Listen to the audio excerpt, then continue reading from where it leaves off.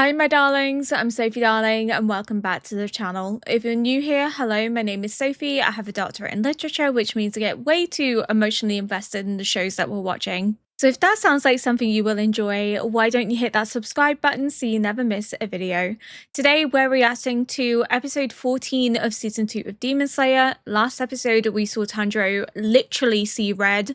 The blood was pooling into his eyes. He's absolutely furious with Daki and the way that she just treats humans as if they're disposable. The death and devastation that she's caused is everything that Tanjiro wanted to prevent, but found himself unable to. So now he's just absolutely lost it. But he's pushed himself to the point where his body can't keep up.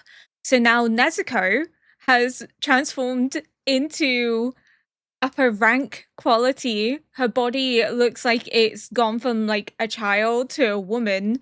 So I don't know if this is just to indicate the difference in strength level. She has a little horn that's kind of grown out the side of her head. She has the leaves wrapped around her, like tattooed onto her body, which is really similar to Daki's flower on her face. So it's like she's been adorned with markings. And I'm so excited to see more of this Nezuko form and whether she'll maybe go back. Maybe this is like a temporary power surge and then she'll revert back to her normal form.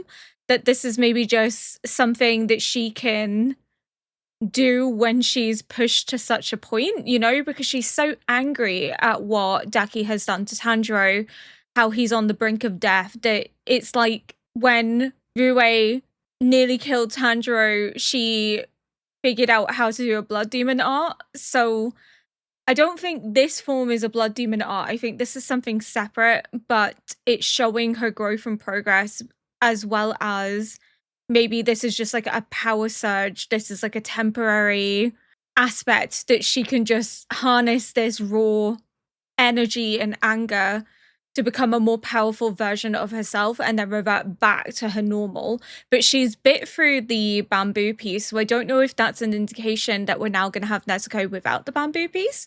Either way, I'm very excited to see how this progresses, especially with the glimpses back to Tanjiro's younger siblings, where his little sister's telling him to breathe, because if he doesn't breathe, he'll die. And then the little brother saying that him and Nezuko are very similar, that they're very soft and caring and kind, but their anger pushes them to a point where they're scary, they're unrecognizable. But that anger can also be self-destructive because they push themselves to such a point that there's the risk of losing everything in the process, which is more likely referring to themselves, that they're putting themselves in such a situation because of that anger that they're not thinking rationally, and it's dangerous for them, but also those around them, because they're not seeing reason, they're not seeing sense. But this is sort of the first time that we've really seen Tanjiro just kind of lose it. We've seen him angry before, but this is like a whole new level of rage. And hopefully this warning that he's received, that he needs to understand that it can also be self-destructive. He needs to moderate himself because he's pushing his body too far. That his anger is good, but not if it's going to cause him to self-destruct. So without further ado, we're going to jump into episode 14. 切り落とした足が私の背中を貫通してるのよ。一瞬で再生した。だったら私の再生力を上回ってるじゃない。 Greater than mine. Oh!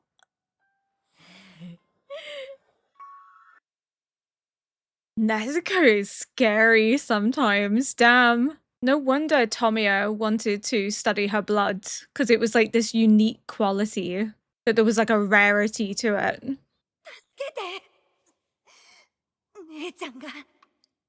Will lose herself? Okay, he has to rein her back, because she's enjoying it a bit too much.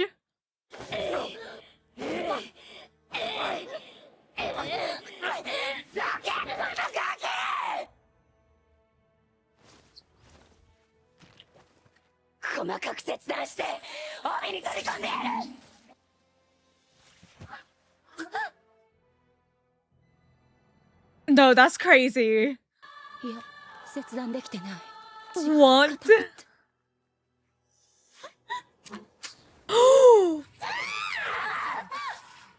あの時の Oh, just like that day.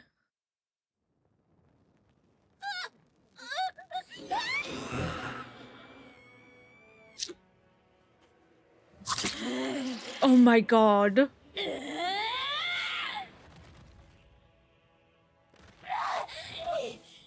The burns, are they going to slowly heal, or is this something about Nezuko's fire that's gonna stop them from healing?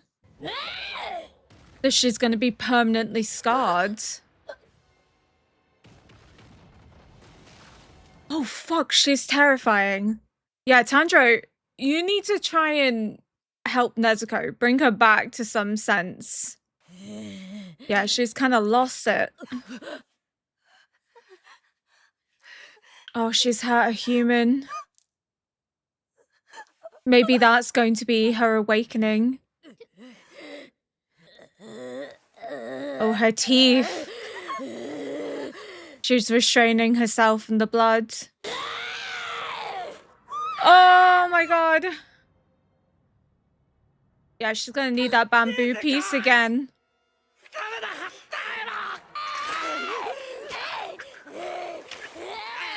Oh, Tanjiro. Oh, his ear.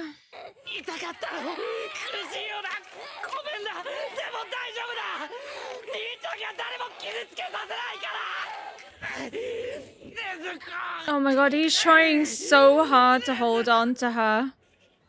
But she's so fucking strong.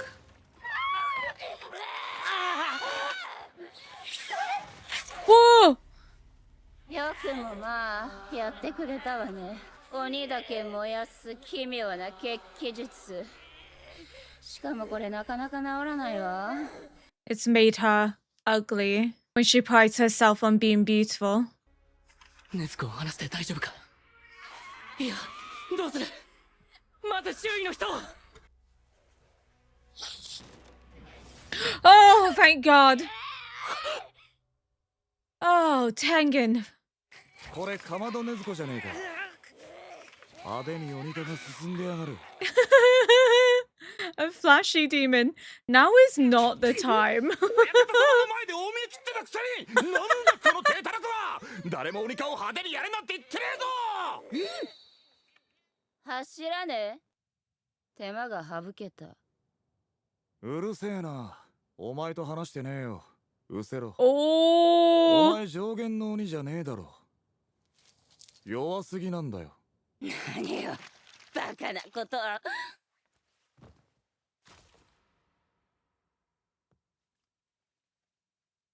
Wait, what? That's my exact reaction. Huh? So when he came through, he sliced her neck, but she didn't even realize. So is this over? Like, is Daki done for?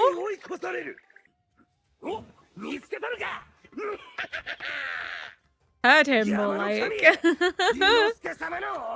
Oh, I feel like Inosuke's become number one for me, character-wise. He's just amazing. 戦いはまだ終わってねえぞ。妹をどうにかしろ。 He's such a good guy. He's trying to make Tanjiro realize the situation, like get her under control. 地味に子守歌でも歌ってやれや。 Sing her a lullaby. Is that gonna work? Something to like trigger their family connection? Maybe? Like something she heard as a child? どうしよう。母さん。 Something their mother used to sing to them. こん小山の小ウサギはなぜにお耳がなごんこざる。小さい時に母様が。 Oh, his little nose. 長いこの葉を食べたゆえ、それでお耳がなごんこ It's getting through to her. It's getting through. Oh. ねずここんこん小山の小うさぎは小さい時に母様が赤い木の実を食べたゆえ She's just a kid that wants her mum. めめがここざる They're お兄 both ちゃ just んの目が kids. 赤いのはお腹の中にいた時にお母さんが赤い木の実を食べたから。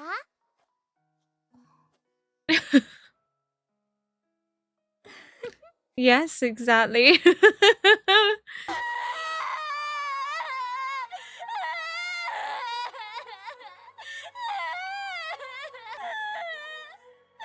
She's just a kid. See, she's going back. Oh, she's even smaller than usual. Reverting back to the same size she was when her mother used to sing lullabies to her. 母さん They're both just kids. よくも私の首を切ったわね。ただじゃおかないから。まだギャーギャー言ってんのか。もうお前に用はねえよ。地味に死にな。だいたいあんたさっき私が上限じゃないとか言ったわね。だってお前上限じゃねえじゃん。私は上限のだったらなんで首切られてんだよ。弱すぎだろ。してんのか。私まだ負けてないからね。 I mean, 上限なんだから。 your head's detached from your body. 私本当に強いのよ。今はまだ6だけど、これからもっと強くなって。説得力ね。 Oh my god. 本当に私は上限の6だもん。本当だもん。数字だってもらったんだから。 Tengen's like, I'm really confused. I didn't expect this. 首を切ってるのに体が崩れる。 Yeah, that's weird.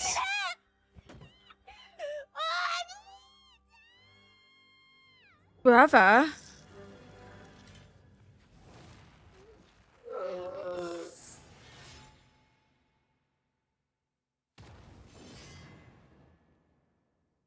It's two demons in the one body. 首くらい自分でくっつけろよな。おめえは本当に頭が足りねえな。顔はやけどか。大事にしろ顔はな。せっかく可愛い顔に生まれたんだからな。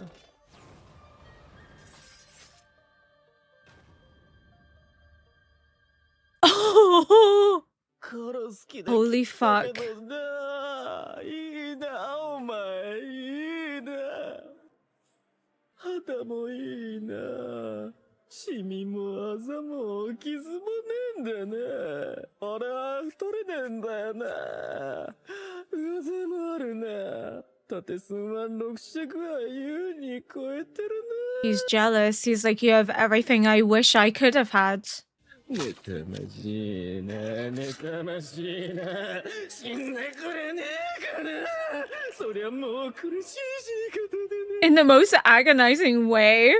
こいつだけじゃないのよ。まだいるの。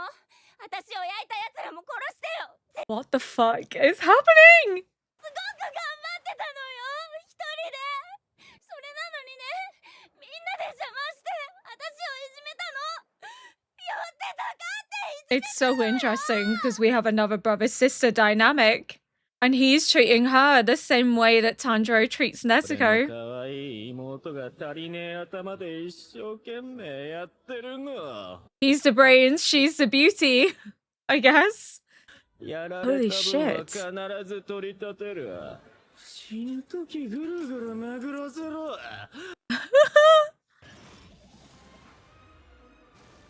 Ooh. 鎌が回転して戻っていく。さっきの帯鬼とは武器が違う。どういうことだ。 Yeah, I'm asking myself the same question. 火星に行かなければ。俺が来たところご到着じゃボケ。 Inosuke's here. 善逸、寝てるのか。 That's better for him. It's better if he's asleep. 大暴れしてやるよ。この俺様伊之助様がどこでんの。 Oh my god, Flashy! It's so funny that he's very like Tengen. らしいな。お前本当にいい男じゃねえかよなあ。そいつらにとってお前は命の恩人だよな。俺は派手で華やかな色男だし当然だろ。女房も3人いるからな。 Oh, just rub it in even more. お前女房が3人もいるのかよ。 Yeah. Soon to be 4. That's the worst part of it.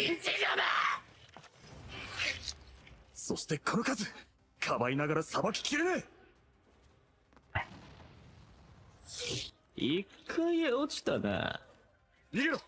身を隠せ。逃がさねえからな。 He's helping people. If we lose Tengen, I'm gonna be really pissed off 気に当たって弾けるまで動く血の斬撃。 because we've already lost Rengoku. 妹の方は首を切っても死ななかった。ありえない事態だ。 Is he the real upper sixth? 兄貴が本体なのか。 That's what I'm trying to figure out. Do you need to decapitate them both at the same time? Like, are they a symbiotic relationship? Like, what is going on? That's cool as fuck. So, like, what if you slice his head off, but if Daki's head is still attached, then, you know, it might いかねえよな。 allow the other to survive. She protected her brother. 俺たちは二人で Two people in one. What? I never saw that coming. I never saw that coming. There was no indication. 禰豆子は子供の頃から聞き分けがよく、わがままを言ったこともありません。おばあちゃんが亡くなった時も、父さんが亡くなった時も、弟や妹たちに辛いのはみんな一緒。おばあちゃんもお父さんも私たちが泣いてばかりいると安心できないから、今日いっぱい泣いたらまた頑張ろうね。 Oh, Nezuko. Even though they're all 次回 struggling. 第8話終結。禰豆子は本当にいい子なんだ。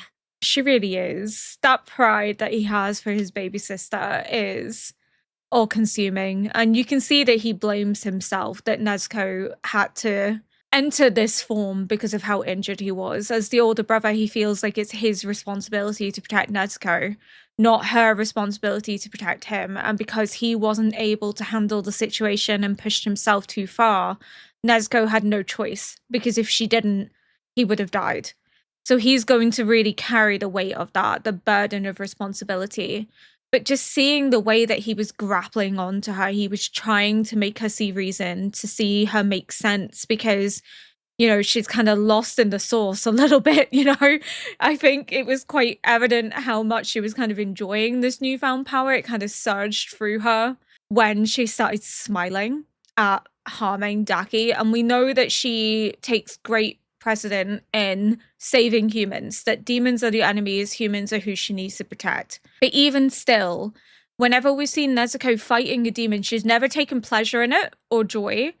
So then that smile was the biggest, like, oh no, like she's enjoying it too much. She's not her usual self. And then again, the fact that we have one of the brothers coming to Tanjiro saying you have to help her, because if you don't help her, she'll not be able to go back to what she was. And Tanjiro literally stopped her just as she was about to attack a human. There would be no coming back from that.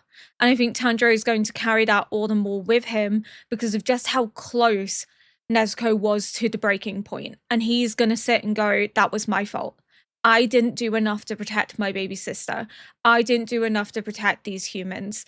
I need to get stronger. So this is going to push him even further. You know, he's got stronger after Rengoku's death, which is great, but he's going to be like, that's not enough. I have to try even harder. I have to get even further, which is all well and good, but it just breaks my heart that like he just takes that burden on himself. But I guess that's what all older siblings do. We always carry the brunt of it, and we feel like it's our fault when something happens to our younger siblings. Even if it's not something we can prevent, we still blame ourselves for not protecting them. I can completely relate to Tanjiro's situation. And this side of Tengen, this softer brotherly side, is very reminiscent of Rengoku. It reminds me of the two instances with Rengoku where Tanjiro is in pain and he's trying to control his breathing, and Rengoku's literally coaching and guiding him through, passing down his knowledge to Tanjiro and making him rationalize and understand the situation. And then again, when Tanjiro is just absolutely heartbroken at knowing Rengoku's dying, and Rengoku once again reassuring him, comforting him, making him aware of his final words to his brother and his father, but also his faith in Tanjiro and his belief and trust in Nezuko as being a member of the Demon Slayer Corps, which meant the world to Tanjiro. Tengen very much is doing a similar thing where he's trying to get Tanjiro to focus on the situation. He's like, ignore her. She is not relevant to us.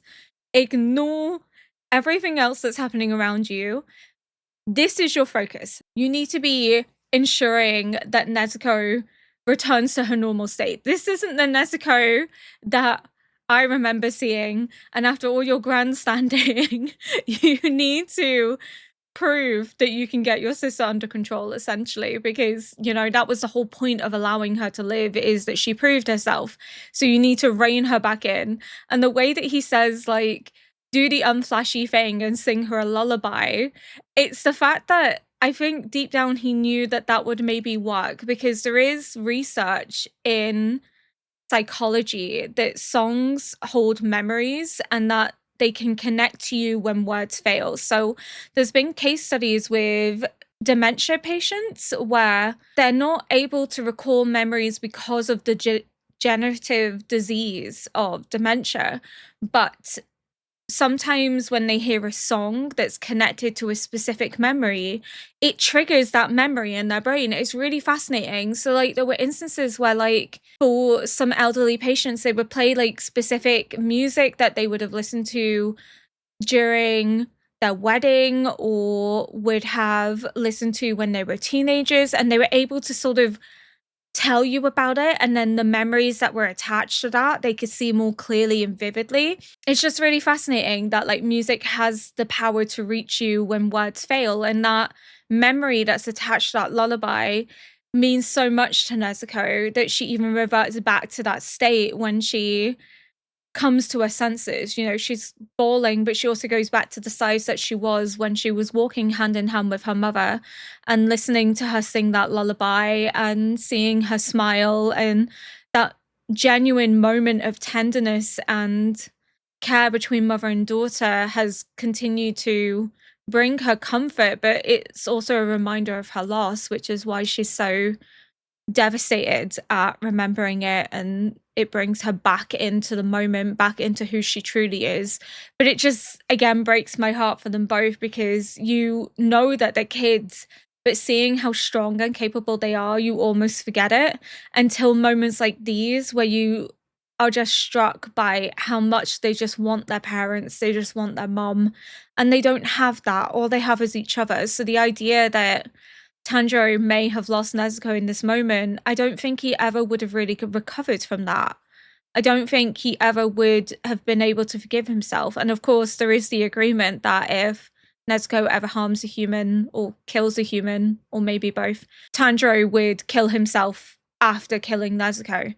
So it's a heavy burden to carry for Tanjiro, but also for Nezuko, because she's not stupid. I think she's more than aware of what will happen if she harms a human, but it's just in that moment she was so lost in it that she couldn't rein herself back. But she did rein herself back in after hearing the lullaby, which was just such a beautiful moment that I couldn't help but get overwhelmed and teared up, but what we saw when Nezuko was burning Daki was there was the flashback to her village burning. It was like she was in the house and she's seen a figure walking away after her house had been set on fire. So it's triggered that traumatic memory.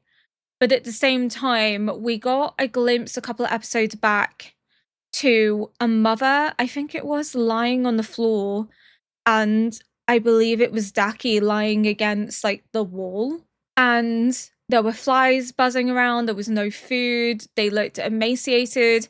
And then now seeing the brother's emaciated, he has sickles, which is likely linked to them maybe being from like a rural countryside village that was struck by famine and poverty, because he's envious of Tengen, that Tengen has everything that he longed to have but never got the opportunity. Tengen has flawless skin, he's tall, he's well built, he's attractive, he has no blemishes, whereas he has blemishes, he's emaciated, he can't gain weight no matter what he does, he's not as tall as Tengen.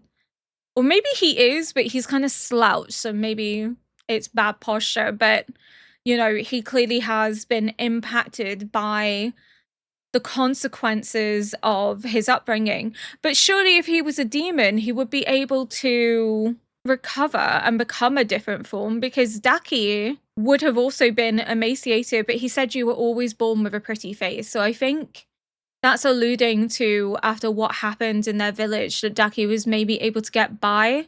But then if she suffered burns, maybe the only thing she had going for her was her beauty, but it was taken from her because of the burning wreckage of her home. Or I don't know, there's so many indications that it could be. But the fact that they're 2 in 1, but the brother is still emaciated and hasn't fully recovered, is an interesting character choice. There's not really enough indications yet, other than the fact that, you know, it's giving hints to Daki's background. And again, this interesting sibling dynamic where we have the older brother comforting Daki, telling her that she needs to, you know, calm down, and you can't even put your head back on without my help, and let's get those buns because you've always had a pretty face. So maybe the beauty aspect also comes from wanting to keep what her brother complimented most, that she feels like it's the only asset that she has, because he keeps referring to her not having braids. So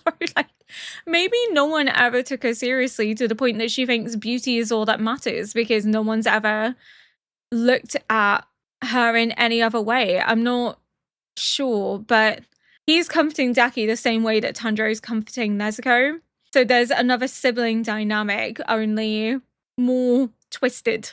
And yet that care and love is still there, you know? Even though they're demons, they still remember that connection of them being siblings, which is more than what most demons could say. That's why I'm fascinated by this dynamic, and whether it's like a symbiotic relationship, because he cut Daki's head off, but obviously not the brothers. So because her head was cut off, but the brothers remained, either he's the main unit and you decapitate him and Daki also suffers, or you have to cut both of their heads off at the same time for it to work. It could be a situation wherein which if you cut his head off, but Daki's head is still attached, his head can be reattached once more, or vice versa, or he's the main unit, you know? I don't know. I'm just so fascinated. I can't wait to know more about this relationship. We're going to get a backstory because, again, we've been getting little threads and indications, so they're going to give us a full-on deep dive into their experience. But from what we know so far, they've been alive for a while. They were from a poor rural village where it looked like food wasn't common, especially with the brother being emaciated. He talks about Daki having a pretty face, that she was born beautiful. So then it seems like beauty has always been her priority, that she saw her beauty as a way to get a better life. We have a flashback to fire, and then there was someone walking away with a sword and it was glinting. So again, there's a connection there. And then she was having a little temper tantrum because, God forbid, Tengen doesn't see her as a serious threat. He does now when the brothers come out, but yeah, it was very fascinating to see this other side of Daki. We've seen her being like cruel and ruthless and unrelenting, and then now we're seeing this softer, more vulnerable side where like she's seeking her brother's comfort.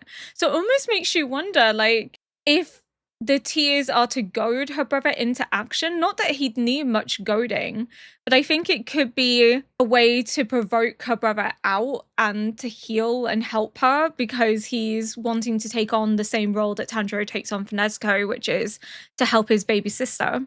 Fascinating. Really, really interesting dynamic. Not what I was expecting. I don't think I can remember any hints or foreshadowing of there being more than one demon, but here we are. I'm looking forward to seeing this develop in the next episode. So thank you so much for watching. If you enjoyed this react, please consider liking, subscribing, and leaving a comment below to help boost this video into the algorithm. Until next episode, bye.